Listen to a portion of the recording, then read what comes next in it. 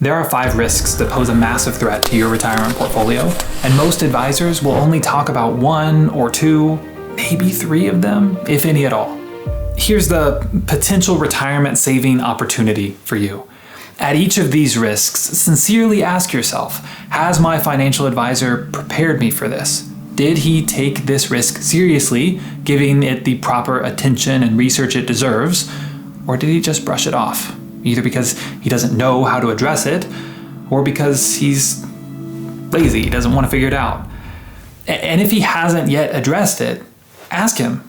Do some research yourself to better understand these risks. You can start here, and I'll give you some links for where you can go next, and then put together your list of questions and concerns. And then evaluate how your advisor, or one you're considering, plans to address each of these. More to the point, seriously consider for each, is my investment portfolio, my hard-earned assets, my retirement plan, prepared, as well as it can be, for this risk? Because honestly, if you have $500,000 or more, or especially $1 million or more in investable assets, you have the means to minimize and even eliminate, in some cases, all of these risks. It is admittedly harder to address them all with less money than that.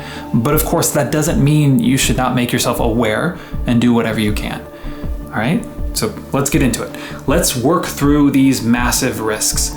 We'll start with the least bad, the one that would likely hurt you the least out of all of them if you're not prepared for it. So yeah, risk number 5 is long-term care risk. The risk that you or your spouse will need additional help at some point during retirement due to one or both of you being unable to perform some normal activities of daily living or suffering from a cognitive impairment. According to the government's records, someone turning age 65 today has almost a 70% chance of needing some type of long-term care, and 20% will need it for longer than 5 years. And it's expensive. We don't have to go through all the numbers here. I'm not trying to scare you. I just want to make sure you've planned for these risks. This one strikes close to home for me. My mother suffers from Alzheimer's. She got it early, lived with me and my family for a while. It was difficult. Luckily, due to some solid planning, she had long-term care protection. We've been on claim now for around 10 years and have racked up bills totaling into the 7 figures. The coverage that my mother has, though, is no longer available. It turns out it was too expensive for the insurance companies. Imagine that. This risk is real and can be devastatingly expensive. There are options, though. They just keep changing as insurance companies try to figure it out. Years ago, when I was going through all the training to get my certification for long-term care, CLTC designation, I was pleasantly surprised by some of the newer options and strategies that are available to people now to address this issue. For example, there are long-term care strategies where if you don't end up using it, they'll give the money back to your heirs after you pass away. Imagine that. If I could pay for a lifetime of homeowners or car insurance, and then, if I never ended up needing it, everything I paid in would be paid back out to my heirs, well, that'd be fantastic. Sign me up. Why doesn't anything like that exist? Since they obviously can, since that's an option for now at least with long-term care insurance. I'm sure there's a reason. But anyway, that exists to address this need. It can make a lot of sense. And there are other strategies and options as well. Just make sure you're as prepared as you can be. Massive risk number 4 here is longevity, the risk of outliving your income. It's not so much that I think you would actually run out of money. It's that the fear of running out of money, the impossibility of knowing how much longer you're going to live and thus for roughly how long you need to make your money last, that fear is not pleasant. It's certainly not the stress-free retirement I'd want to have and that I want my clients to have. That massive variability is stressful. Now, many financial advisors don't really want to acknowledge this stressful reality, your future reality if left unaddressed. Perhaps because dealing with it, using some funds to create guaranteed streams of lifetime income, for example, that takes money away from what they can then invest for you, meaning they would make less money. On the flip side, an insurance salesman is eager to acknowledge and talk to you about this one because they have an annuity to sell you that might help. Now, whether it's the best annuity out there for your unique situation, they may not care quite as much. And even if it was, most insurance salesmen are probably not going to keep up with you over the years after the sale, even if she says she will. What else would she say when asked directly? Maybe she has the best of intentions, but they're generally not set up for that. But that's what you would want here. There are adjustments that can and often should be made to any fixed index annuity over the years. And I rarely see agents keeping up with those, but I admit the pool of people I'm sampling from here are those hordes who were promised that service and then let down. So that, admittedly, has left me and all of them pretty jaded. But again, we see a massive risk and an unnecessary stressor where an easy solution exists. The challenge is working with a professional who is considering your entire financial picture and who has the expertise to help you in all these important areas. Let's continue. Massive risk number 3 is the risk of a major tax hike in the future. Everyone knows the United States has been fiscally irresponsible for decades. What we don't know is how long their financial wizardry and machinations can continue to kick the can down the road. This reality has implications on this and the next 2 risks. When it comes to the dumpster fire that is our nation's financial situation, there are 3 levers that can be pulled to help prevent short-term disaster. 1, the nation could reduce the social benefits we pay out, Social Security, Medicare, Medicaid, etc. I wouldn't recommend holding your breath for that one. 2, they could raise taxes. Sure, maybe. I mean, people don't like taxes. Being known as the politician who voted for raising taxes is not a good look for anyone interested in re-election, but it's definitely more likely than number 1 there. But what's behind door number 3?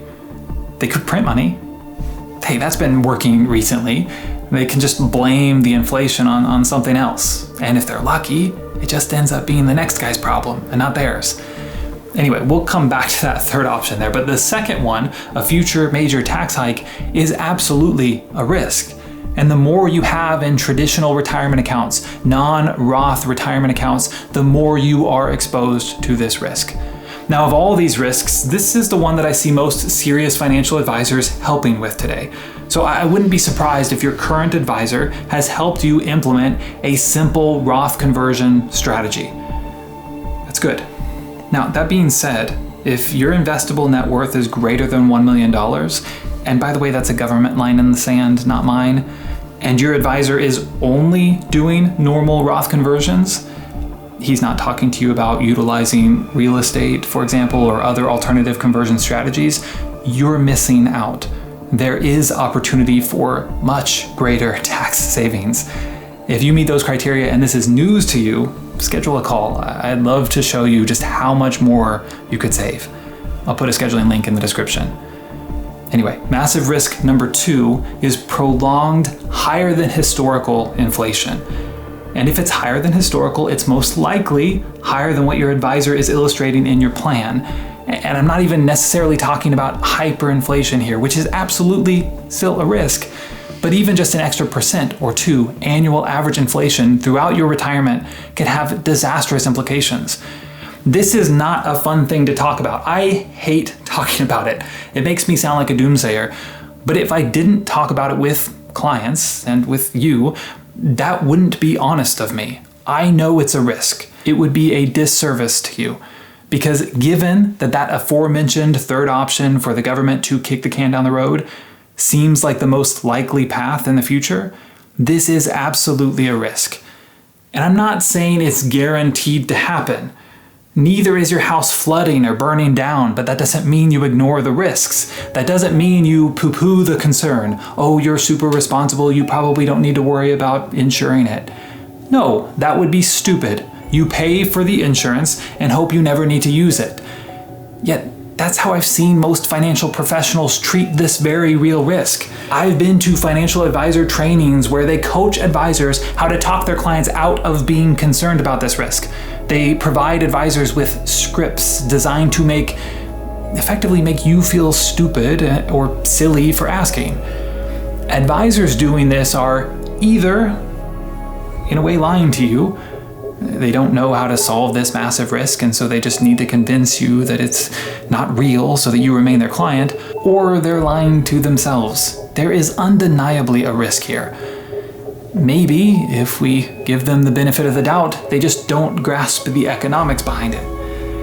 But there are solutions, there are viable strategies. I talk about those in other videos, but if when asked about this risk, the advisor you're interviewing or currently working with minimizes this concern instead of helping, that's a red flag. Now, the final massive risk that almost no one addresses seriously is what I call worse than ever before crash risk. And because nobody was talking about it, I had to write a whole book about it. Stop Investing Like They Tell You.